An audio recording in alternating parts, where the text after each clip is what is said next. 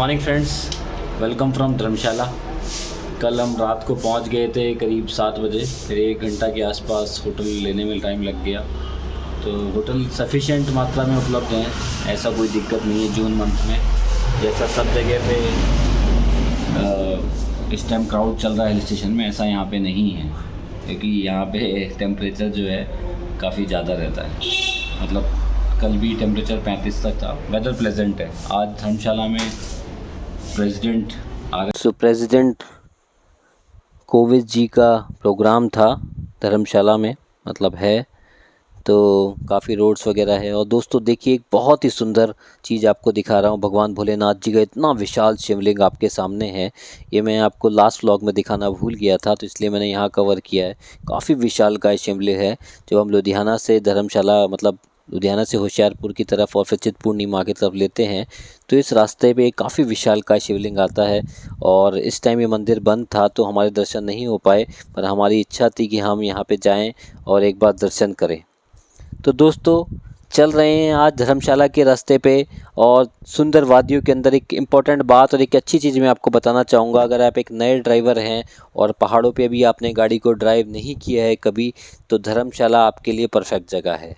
धर्मशाला तक आप easily drive कर सकते हैं और वहाँ से आप मैक्लोडगंज के मज़े भी ले सकते हैं। कैसे? उसके लिए आप इस सीरीज़ में बने रहिए। मैं आपको बताऊंगा कि धर्मशाला से मैक्लोडगंज जाने के लिए आपको गाड़ी ड्राइव करने की ज़रूरत नहीं है, बहुत इजीली आप ले सकते हैं। और धर्मशाला तक जाने के रास्ते जो हैं वो बहुत ही अच्छे हैं दोस्तों। आपके सामने देख रही है ये रोड। वैसे तो हिमाचल की सारी सड़कें अगर आप देखें दोस्तों तो अच्छी बनी हुई है। अब इतनी अच्छी सड़क और इतने चौड़े चौड़े रास्ते पे तो कोई भी चला लेगा दोस्तों। काफ़ी मेरे दोस्त हैं जिनको फ़ोबिया है, कि वो पहाड़ों में नहीं चलाना चाहते या चला नहीं पाते हैं, उनको मैंने सजेस्ट किया कि आप यहाँ पे आइए और यहाँ से ट्राई कीजिए, इजीली चला सकते हैं। बट एक ही बात है, यहाँ पे 450-500 किलोमीटर ड्राइव करने के बाद भी भाई टेम्परेचर बहुत कम नहीं हुआ है। 45 डिग्री से मात्र 30 डिग्री तक ही पहुँचा है। तो 30 तो नहीं, कम से कम हमें 20 तो चाहिए, 20-25, अगर हम एंजॉय करना चाहते हैं हिल स्टेशन का। तो चलिए दोस्तों, एंजॉय करिए मेरे साथ इस वर्चुअल ट्रिप पे, और आपको बहुत अच्छी नज़ारे दिखाऊंगा और बहुत अच्छी जानकारी दूंगा जो आपके लिए यूज़फुल हो सकती है। तो चलिए दोस्तों, आगे चलते हैं।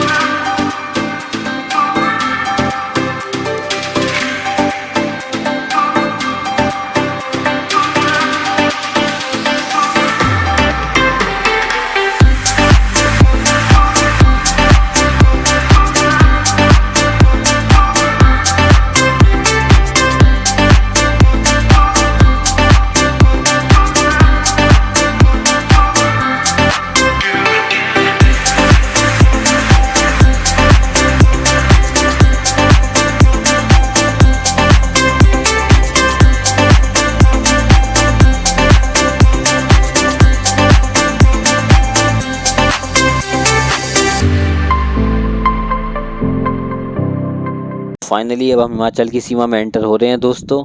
सो वेलकम टू हिमाचल। अभी तक जो रोड थी बहुत ही सुंदर और बहुत ही मेस्मराइजिंग रोड थी दोस्तों। मज़ा आ रहा था गाड़ी चलाने में, और ये मज़ा कंटिन्यू रहेगा, क्योंकि हिमाचल की रोड्स भी एक नंबर शानदार हैं दोस्तों। आप देख रहे हैं बाइक वाले ही कितनी तेज़ भगा के ले जा रहे हैं, तो गाड़ी तो आप इजीली चला ही सकते हैं, कोई दिक्कत वाली बात नहीं है। तो हिमाचल बॉर्डर के अंदर हमारी एंट्री हो गई है दोस्तों। तो पंजाब से जो लोग आते हैं, लुधियाना से आते हैं, उन लोगों के लिए तो काफ़ी इजी है मैक्लोडगंज जाना, और उनका तो नियरेस्ट डेस्टिनेशन है। हम लोग हमेशा मसूरी, शिमला और नैनीताल ही जाते रहते हैं, तो इसलिए मैंने सोचा इस बार यहाँ जाके देखते धर्मशाला। तो यहाँ पे शायद इंटर लोकल ये है, तो इनको हमने टोल टैक्स दे दिया है। तो चलते हैं अब आगे की तरफ। तो ये लोकल टोल टैक्सेस होते हैं जब भी हम, जैसे हम शिमला से भी घुसते हैं तो परमाणु साइड में। अब देखिए, ये ऊपर रास्ता जो जा रहा है ये एक अलग रास्ता जा रहा है, हमें नीचे जाना है धर्मशाला की तरफ, तो हम नीचे की तरफ जा रहे हैं। तो जब हम दोस्तों शिमला से भी चलते हैं तो परमाणु में भी ऐसी लोकल टैक्स लगता है। तो हिमाचल के अंदर जब भी आप एंटर करते हैं तो काफ़ी जगह पे लोकल टैक्सेस रखा जाता है। रोड्स बहुत ही शानदार हैं, इसमें कोई दो राय नहीं है, मस्त एकदम रोड्स हैं दोस्तों। बस एक ही चीज़ है, दिल्ली से जब हम 200-300 किलोमीटर चलते हैं तो एक ये मन में रहता है कि थोड़ा टेम्परेचर रिड्यूस हो जाए। तो टेम्परेचर कम नहीं हुआ है यहाँ पे, टेम्परेचर जो है एसी फुल चल रहा है, उसमें ही हमको गाड़ी भगानी पड़ रही है। रोड्स बहुत बढ़िया हैं जैसे कि आप देख ही रहे हैं। और एक चीज़ दोस्तों, ख़ास बात मैं आपको यहाँ पे बताना ये चाहूँगा कि दोस्तों जब आप इन रोड्स पे आ जाते हैं तो मतलब हिमाचल के जब आप एंटर कर जाते हैं तो हिमाचल के अंदर आपको नॉर्मली टोल टैक्स तो नहीं लगता है, एक आध स्टार्टिंग में ही लगता है और कोई नॉर्मल टोल टैक्स नहीं लगता। बट लुधियाना तक आने में करीब करीब हमको जो है 1700 के आसपास का टोल टैक्स लग गया।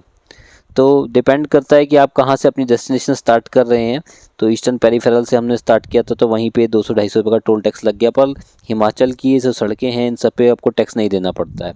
तो दोस्तों जैसा कि आज हमारा ये प्लान है कि चिंतपूर्णी माँ के हमने लास्ट ब्लॉग में दर्शन कर लिए, जैसे आपको हमने दिखाया। हमारा कल का प्लान है चामुंडा जी और आगे चामुंडा जी जाने का, और उसके बाद मैक्लोडगंज जाएंगे और मैक्लोडगंज में कुछ अच्छी चीज़ें आपको दिखाएंगे, नड्डी और 2-3 अच्छे व्यू पॉइंट्स हैं वो आपको दिखाऊंगा मैं। तो बने रहिए दोस्तों व्लॉग के अंदर और ये सुंदर नज़ारे आपको दिखाता हूँ। धर्मशाला यहाँ से 54 किलोमीटर रह चुका है। तो चलिए दोस्तों आगे चलते हैं और आपको सुंदर नज़ारों के बीच में एक वर्चुअल टूर कराते हैं। आशा करता हूँ आपको ये व्लॉग अच्छा लग रहा होगा, हरी भरी वादियों के बीच में। और अगर अच्छा लग रहा है तो लाइक ज़रूर कीजिए, सब्सक्राइब कीजिएगा। सब्सक्राइब करने में आपसे एक भी पैसा नहीं लगेगा, बिल्कुल फ्री ऑफ कॉस्ट है।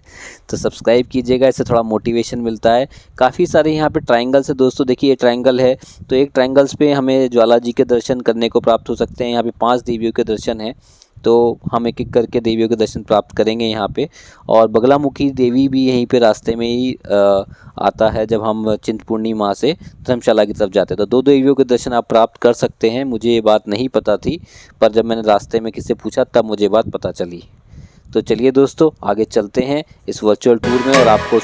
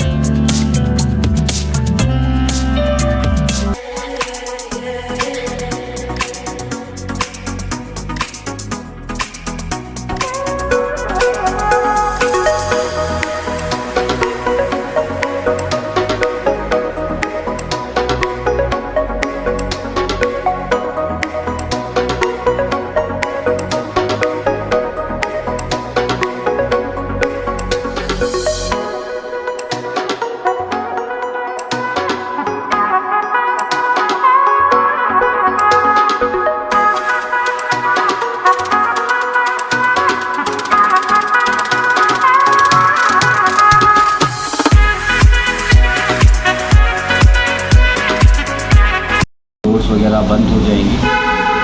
इसलिए थोड़ा जल्दी जाना होगा। व्यू बहुत अच्छा है।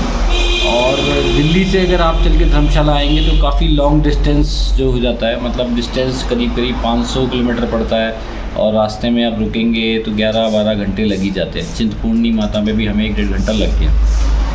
तो टोटल ऑन एन एवरेज 12-14 घंटे के ड्राइव के बाद आपकी बैटरी पूरी ड्राइड अप हो जाएगी शरीर की।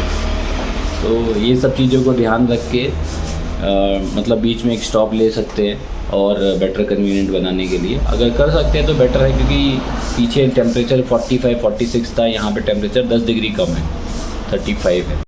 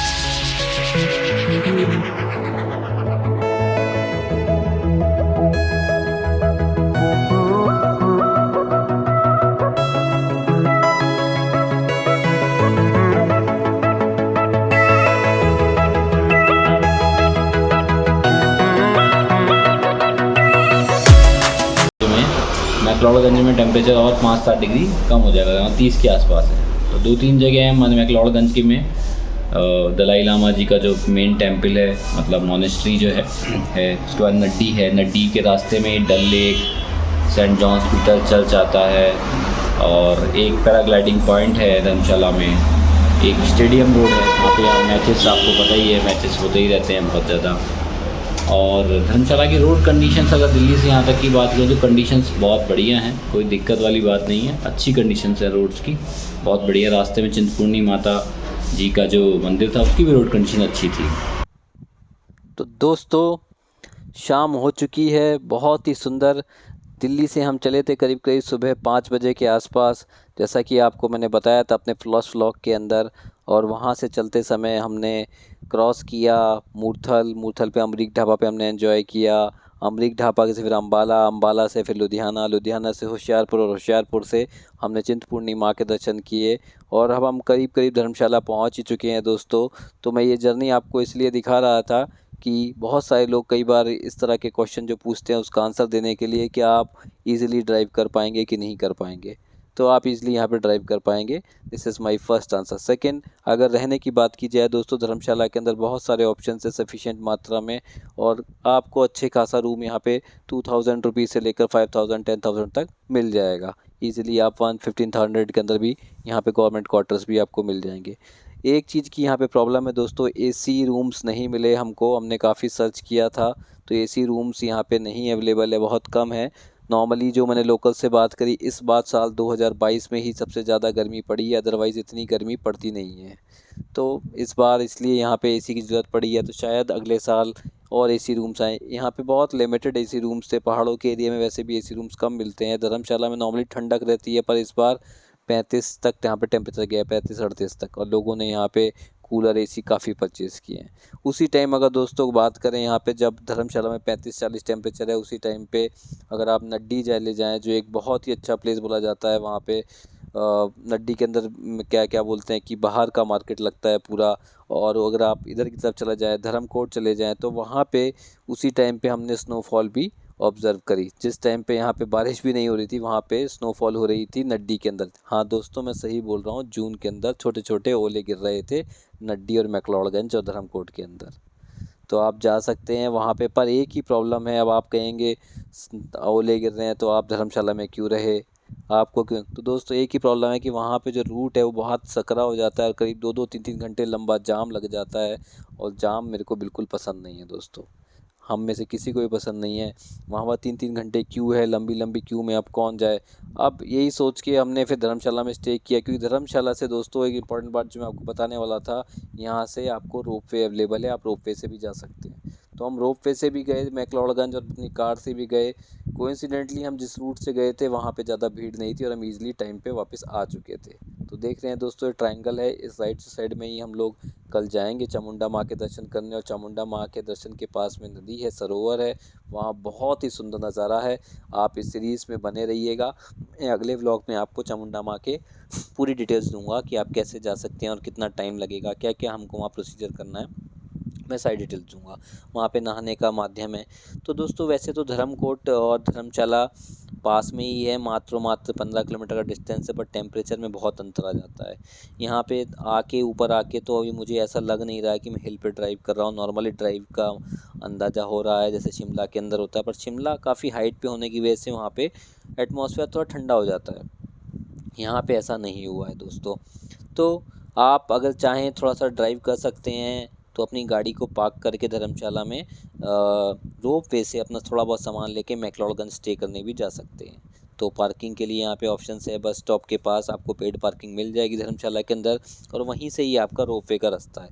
मैं रोप वे की भी सारी जानकारी आपको नेक्स्ट व्लॉग के अंदर दूंगा, कितनी कॉस्ट आती है, कितने बजे स्टार्ट होता है, क्योंकि ये सारी जानकारी हमारे पास नहीं थी और हमें काफ़ी दिक्कत का सामना करना पड़ा, और ना ही ये जानकारी ऑनलाइन हमको मिली। तो क्या कॉस्ट पड़ती है, हम क्या गाड़ी पार्क करके वहाँ जा सकते हैं, सारी इन्फॉर्मेशन मैं आपको आने वाले ब्लॉग्स के अंदर दूंगा। और आप रोप वे के अंदर भी कैसे एंजॉय करेंगे, क्या सुबह जाके अगले दिन आ सकते हैं, ये सारी इन्फॉर्मेशन मैं आपको दूंगा दोस्तों। तो दोस्तों ये थी इन्फॉर्मेशन आपके आके ट्रिप बनाने के लिए।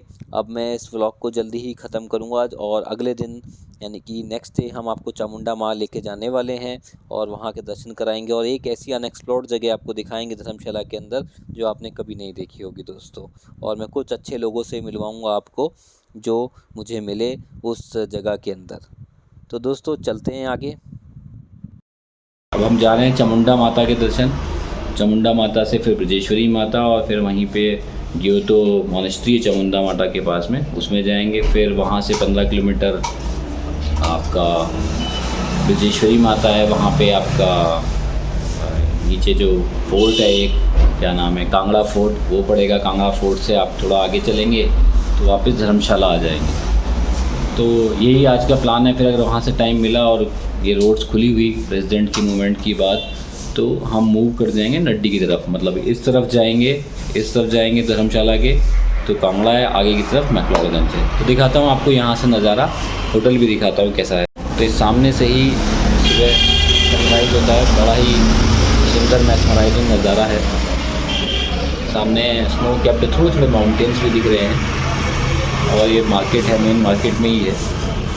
Overall view is good.